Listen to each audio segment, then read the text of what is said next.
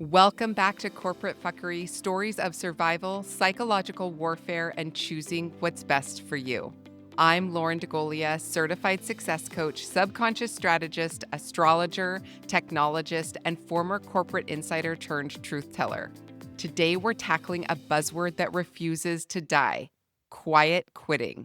But here's the truth: if you're a high achiever, you're not quietly quitting, you're actually quietly cracking. The internet wants you to believe that quiet quitting is rebellion. Employees finally saying no to hustle culture and doing only what's required.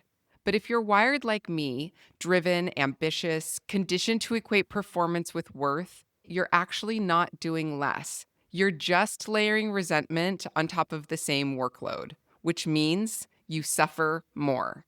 Because for high achievers, quiet quitting isn't about working less. It's about working the same while silently seething. And newsflash, that's not a boundary, that's camouflage. Quiet quitting is often a sign you've outgrown your role. But instead of addressing that truth, you get caught in one of these slippery slopes. Number one, doing just enough to get a good performance review. Number two, prioritizing survival work while tamping down emotions like a game of whack-a-mole. Or number three, feeling guilty about what you're not doing and mad that you're in this situation in the first place. At companies like Microsoft, where growth mindset is a core value, the toll is brutal because the demand for work doesn't slow, it actually increases. So you're stuck navigating chaos, juggling priorities, leaving work undone, and then gaslighting yourself for not being enough. And here's the kicker: quiet quitting isn't just happening in cubicles. It shows up everywhere: individual contributors, VPs, and even CEOs. So this isn't about job title, it's about alignment. Quiet quitting might look like a strategy, but in reality, it's resentment in a nicer outfit. And now there's this new buzzword. Have you heard of it? It's called quiet cracking. Business Insider defines it as being unhappy at work but feeling unable to leave. Workers describe it like this: I just go in every day and try really hard not to break by lunchtime. Another one cries on her commute to work or in the bathroom between meetings. Someone else reports snacking all day just to manage their anxiety, or hyperfixating on bad memories or experiences both inside and out of work. And lastly, feeling stuck because the paycheck feels safer than the unknown. In the Business Insider survey, 154 out of 163 people said they had experienced quiet cracking.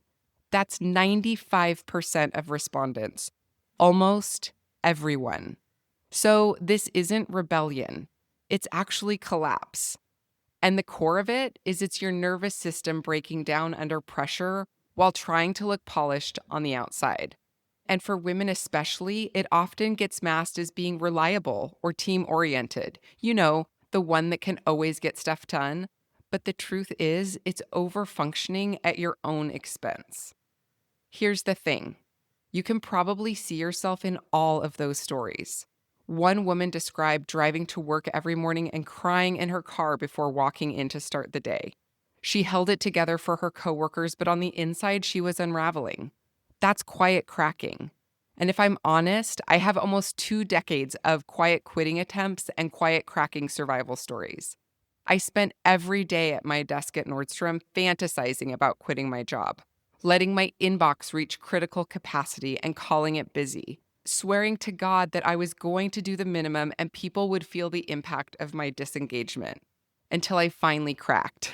See episode 2 in season 1 for more on that. But here's the secret that I learned in that season and in the one that has followed. Quiet quitting is actually an invitation to learn how to regulate your nervous system, because it manifests from a unique intersection between Maslow's hierarchy of needs and your quest for success. The thing is, your reptile brain wants to keep you safe, pay the bills, keep the lights on. But your soul is suffocating, feeling unseen, unappreciated, unaligned. And it's nearly impossible to logically reconcile those layers. That's why I do the work I do at the subconscious level, because worthiness, boundaries, and validation aren't solved by another spreadsheet or performance review. They're rooted in identity. And if you find yourself somewhere between quiet quitting and quiet cracking, it likely feels that you only have two options: to stay miserable or give up everything. That's the facade. That's the trap. That is corporate fuckery. We've talked a lot in today's episode about the toll on you personally. And you're not crazy, it's completely real.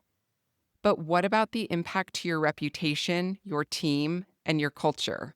When you're checked out, people notice, even if you think you're covering it well. Colleagues feel the lack of energy. Managers start questioning your engagement. Team dynamics shift. One person, quote unquote, just doing enough, creates permission for others to follow, or resentment from those still overfunctioning. Kevin Ford, one of the workers in the Business Insider article, admitted, "My work performance dropped. This isn't good for my employer, and it's not good for me." And here's the hard truth. Survival mode doesn't stabilize productivity, it actually erodes it, because you spend more time managing guilt and resentment than doing the work. You're more reactive instead of proactive. And your creativity and innovation flatline because your brain is stuck in protection mode. And for leaders, the ripple effect is even bigger.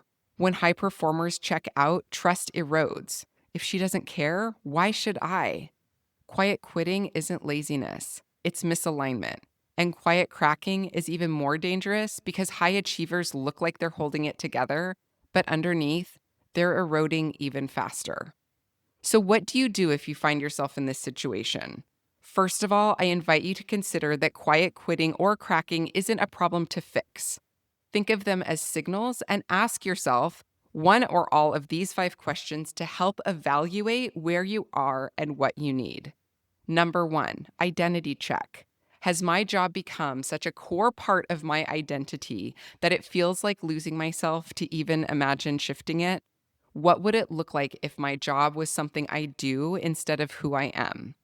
Number 2, alignment check. If I'm honest, does this role still serve me, or am I clinging onto it because change feels too scary or the market feels too uncertain? Number 3, capacity check. Have I felt this way before in my career? And if so, what would upgrading my nervous system and emotional toolkit make possible? Not just now, but for my future self. Number 4, mental load check. How much energy am I spending managing guilt, resentment, or whack-a-mole emotions compared to the actual work itself? What is the real cost of carrying this load? And number 5, future vision check. If nothing changes in the next 6 to 12 months, how will that impact my peace, my relationship, and my long-term goals?